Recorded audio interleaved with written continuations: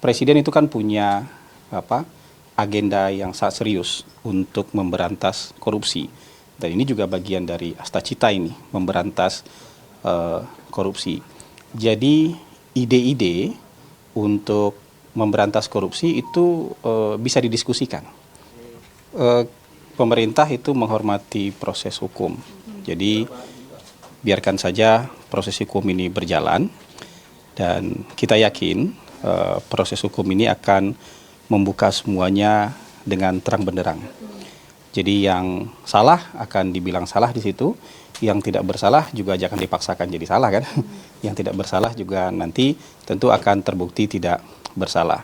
Jadi kita tunggu saja proses-proses seperti ini dan kita harapkan masyarakat, teman-teman media juga memantau ini dengan proper. Jadi kita tunggu keputusan pengadilannya sehingga kita tidak mendahului keputusan pengadilan. Jadi yang ada sekarang itu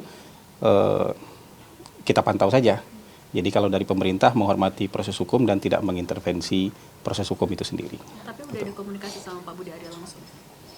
Saya tidak punya informasi soal itu. Tapi kan kalau komunikasi nggak sulit ya. Bisa telepon, bisa ketemu kapan saja. Jadi komunikasi itu bukan sesuatu hal yang sulit. Cuma saya belum punya informasi apakah sudah bicara langsung terkait soal ini. Walaupun ini kan juga masih penyebutan aja di dalam proses hukum kan. Jadi artinya beliau sendiri juga belum ada proses hukum apa-apa kan gitu. Jadi ya kita pantau saja. Kalau dari kita sih mantau aja. Kalau pada akhirnya dipanggil seperti apa? Ya ikuti aja prosedur hukum. Ya kita kan nggak mengintervensi proses hukum. Makanya saya bilang yang salah akan kelihatan salah ketika proses hukum ini berjalan. Yang tidak salah juga jangan dipaksain bersalah. Yang tidak salah juga akan kelihatan tidak bersalah kalau dalam proses hukum kan gitu. Terkait usulan KPK yang dana APBN pada partai politik lebih besar daripada sebelumnya, dari istana meresponnya gimana? Itu untuk apa? Dana parpol Tujuannya untuk apa? Dari APBN biar nggak ada korupsi. Menekan Pak. Oh. Korupsi di parpol. Iya, yang jelas presiden kan presiden itu kan punya agenda yang sangat serius untuk memberantas korupsi. Dan ini juga bagian dari Astacita ini, memberantas korupsi. Jadi ide-ide untuk memberantas korupsi itu bisa didiskusikan. Datangnya dari siapapun, ide untuk menekan korupsi itu bisa didiskusikan dan nanti tentu bisa diproses mana ide terbaik, ya, ide-ide yang paling masuk akal, mana ide terbaik yang bisa dijadikan produk hukum. Dan kalau kita bicara soal bantuan dana untuk partai, dana bantuan keuangan untuk partai kan sebenarnya sebelumnya sudah ada. Ya dari sebelum-sebelumnya memang sudah ada. Nah kalau ada usulan untuk peningkatan seperti ini nanti bisa dikaji nih, bisa didiskusikan. Kalau tujuannya untuk memberantas korupsi karena biaya politik mahal, ada banyak ide yang bisa didiskusikan, termasuk juga memperbaiki sistem politik kan. Karena katanya kan biaya mahal karena sistem politiknya seperti ini. Jadi ada juga nanti akan muncul ide-ide untuk memperbaiki sistem politik supaya biayanya tidak mahal lagi misalnya, kayak gitu. Jadi memberantas korupsi itu bisa banyak pintu masuknya.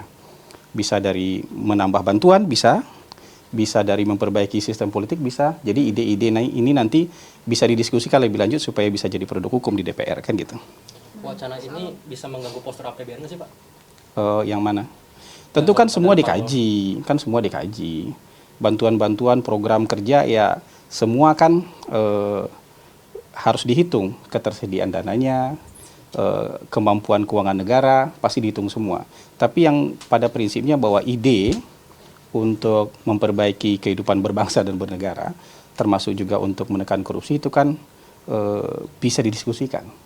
Dan datangnya dari manapun itu kan bisa saja ditampung kemudian didialektikakan nanti dan kita akan ketemu itu mana sistem terbaik dan paling masuk akal yang bisa kita jalankan gitu. Gitu. Besok soal ada demo besar-besaran ojol, ini mungkin dari Presiden apakah ada rencana untuk berkomunikasi dengan Kemenaker atau dengan perusahaan? Kalau untuk berekspresi itu kan hak konstitusional warga negara. Jadi kalau teman-teman ojol mau mengekspresikan pendapat mereka, itu hak konstitusional mereka. Tentu kita menghimbau supaya tidak terganggu kebutuhan dan kepentingan masyarakat, itu kita menghimbau seperti itu. Dan tadi kita juga mendapatkan informasi dari Kementerian Perhubungan bahwa mereka sudah melakukan dialog, mereka melakukan media briefing ya untuk mengatasi ini, dan dari Kementerian Perhubungan pada prinsipnya terbuka untuk mendiskusikan harapan dan aspirasi dari teman-teman ojol ini. Hari ini kayaknya baru saja selesai itu. Barusan selesai mereka melakukan juga media briefing dengan teman-teman media. Jadi dari Kementerian Perhubungan cepat responnya. Ini terjadi tidak cuma sekali dua kali ya demo ojol ini. Ini adakah perbaikan sistem gitu? Demonstrasi itu dalam negara demokrasi akan selalu ada kan. Orang yang ingin menyampaikan keinginannya, salah satu caranya adalah dengan seperti itu. Itu hak konstitusional yang tidak bisa kita larang. Nah, aspirasi-aspirasi ini nanti sama kementerian dan lembaga terkait itu akan diolah, dan Kementerian Perhubungan sudah kasih statement bahwa mereka terbuka untuk aspirasi-aspirasi perbaikan aturan dan segala macam gitu. Supaya ini semuanya baik. Jadi bisnis bisa baik, masyarakat juga bisa terlayani dengan baik, kemudian juga teman-teman ojol juga bisa hidupnya lebih baik lagi. Jadi kita cari win-win solutionnya lah. Tapi teknisnya ini ada di teman-teman Kementerian Perhubungan yang lebih banyak terkait dengan ini. Pak, izin klarifikasi. Presiden nggak nyapres lagi Pak, kalau kinerjanya gagal, apa indikatornya dan apa makna janji Presiden tersebut Pak? Itu yang di acara Tidar. Itu yang di acara Tidar. Hari ini kan Presiden mau mengajak kita semua untuk semangat bekerja. Semuanya dirangkul untuk bisa bekerja. Bekerja untuk merealisasikan janji-janji ketika masa kampanye kemarin.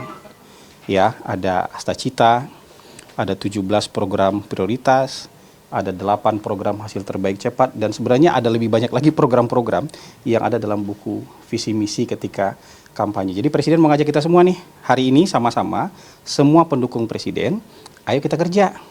Kerja mewujudkan janji-janji ketika masa kampanye kemarin. Nanti soal politik itu ada waktunya. Nah, bukan sekarang waktunya mikirin politik, kira-kira Presiden mau bilang kayak gitu. Dan waktu mikirin politik ada nanti waktunya. Tapi sekarang waktunya kita semua kerja nih. Buktikan dulu apa yang kita janjikan kepada masyarakat itu bisa terrealisasi, bisa terwujud. Jadi tunjukkan prestasi lah. Nah, gitu. Jadi Presiden mengajak semua pendukungnya, semua anggota kabinetnya, hari ini tunjukkan prestasi dulu untuk mewujudkan janji-janji pada masa kampanye dulu. Kalau urusan politik adalah waktunya nanti, menjelang pemilu adalah urusan politik nanti waktunya, kan kira-kira begitu. Bapak izin Pak, Ya. mungkin klarifikasi penggusuran SLB Pak di Pajajaran Badung Pak, ini kan dinarasikan untuk digusur dan diganti sekolah rakyat Pak, mungkin bisa klarifikasi dari pemerintah Pak seperti apa? Sebenarnya kan pemerintah sudah berikan klarifikasi, Kementerian Sosial, pemerintah Provinsi Bandung Provinsi Jawa Barat sudah memberikan pernyataan yang tegas bahwa tidak digusur, tapi kawasan itu sedang dibangun ulang. Jadi kalau kawasan itu dibangun ulang nanti menjadi sebuah sekolah inklusif. Jadi sekolah rakyat ada di sana, SLB juga ada di sana. Sekarang SLB itu ketika masa dibangun, tentu SLB itu harus dicarikan tempat yang baru untuk sementara, ingat itu sementara. Tapi memang perlu kita kawal nih teknisnya di lapangan. Pemerintah minta tempat relokasi sementara pun harus layak, harus bagus, harus bisa mendukung kegiatan anak-anak spesial ini, anak-anak berkebutuhan khusus yang bersekolah di sana. Jadi bukan tempat darurat gitu, tapi tempat yang juga layak untuk mereka bisa sekolah di sana. Jadi walaupun itu sifatnya sementara, tetap harus dengan kondisi yang layak bagi mereka. Lokasinya sudah ditentukan Pak? Lokasinya teknisnya tentu kita tanya ke pemerintah Jawa Barat nanti. Lokasi mana yang mereka siapkan, yang baik dan layak untuk dijadikan tempat sementara bagi adik-adik kita, siswa-siswa SLB ini, untuk bisa menjalani kegiatan belajar mengajar mereka sampai kawasan ini selesai dibangun. Sekolah rakyat plus SLB. Jadi nanti akan ada tidak hanya SLB di sana, tapi ada juga sekolah rakyat di situ. Berarti SLB dan sekolah rakyat ya Pak? SLB dan sekolah rakyat di lokasi yang sama, SLB dan sekolah rakyat. Pernyataan Menkes yang bilang gaji 15 juta lebih pintar daripada gaji 5 juta ini kan dianggap empati ya Bang. Ada tanggapan nggak? bisa ditanyakan kepada Pak Menteri Kesehatan nanti kayak gitu. Kan saya nggak bisa membahas pernyataan satu persatu ya. Bisa ditanyakan ke Pak Menteri Kesehatan nanti. Bang Hasan, PDIP tuh minta kadernya untuk menyelaraskan program dengan pusat, tapi tetap kritis untuk check and balances. Istana menanggapinya gimana? Ya bagus itu ya. Jadi ada arahan untuk kepala daerah untuk menyelaraskan program pusat dengan pemerintah di daerah itu justru sangat bagus ya. Jadi kita optimis justru malah nanti akan nyambung nih program-program dari pusat dengan program-program dari daerah itu akan nyambung. Nah, kalau kritis kan ada ranahnya di DPR. Ya, maksudnya itu tuh tidak bisa kita anggap sebagai sesuatu hal yang buruk yang kritis itu. Yang kritis di mana? Di DPR kan ada kader-kader partai juga dan mereka bisa melakukan pengawasan, mereka bisa melakukan pemantauan supaya program-program yang memang dijanjikan ini bisa terlaksana sebaik mungkin. Jadi kalau pemerintah itu kan dari atas sampai ke bawah itu kompak. Tempatnya kritis itu adalah di DPR. Nah, jadi kalau yang di DPR mau kritis kan nggak apa-apa, sah-sah saja gitu. Jadi kira-kira begitulah. Saya rasa ini positif. Untuk pergantian cat pesawat presiden Pak mungkin ada makna tersendiri Pak atau seperti apa Pak? Oh, diulang lagi ini. Boleh Pak. Nih terakhir ya. Konspirasi soal Jaksa Agung aja Bang. Jaksa Agung ada yang infoin katanya mau di reshuffle, itu benar nggak? Saya belum bisa kasih pernyataan soal itu tuh. Nanti ini aja. Saya nggak bisa kasih pernyataan lah soal itu ya. Soal itu kan nggak jelas sumber informasinya gitu. Jadi menanggapi yang sesuatu yang nggak jelas itu saya ini.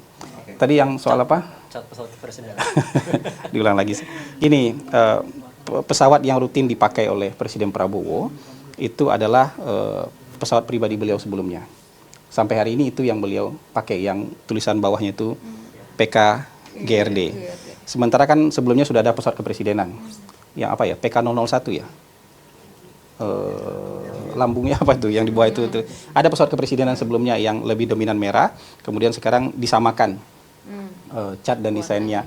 Jadi Presiden Prabowo sejauh ini itu masih menggunakan pesawat beliau yang lama ketika beliau jadi Menteri Pertahanan. Sampai hari ini masih sering. Nah, pesawat ini disamakan desainnya supaya jadi pesawat cadangan. Jadi kalau misalnya ini lagi maintenance, nanti lagi nggak bisa dipakai, pesawat dengan desain yang sama, jadi orang akan kenal bahwa ini adalah pesawat kepresiden Republik Indonesia. Jadi kira-kira kan sekarang dominannya putih ya, garisnya garis merah. Jadi sama nih, mirip desainnya. Jadi nanti supaya bisa digunakan sebagai cadangan gitu. Jadi supaya nggak beda-beda warna dia, tetap pesawat yang dikenal orang sebagai pesawat kepresidenan gitu. Kira-kira begitu. Udah ada Bang. Oh, itu kan maintenance biasa aja ya. Kalau teknis gitu saya mungkin nggak terlalu tahu gitu. Oke, baik. Cukup kira-kira teman-teman. Baik, terima kasih ya. Terima kasih banyak ya. Terima kasih.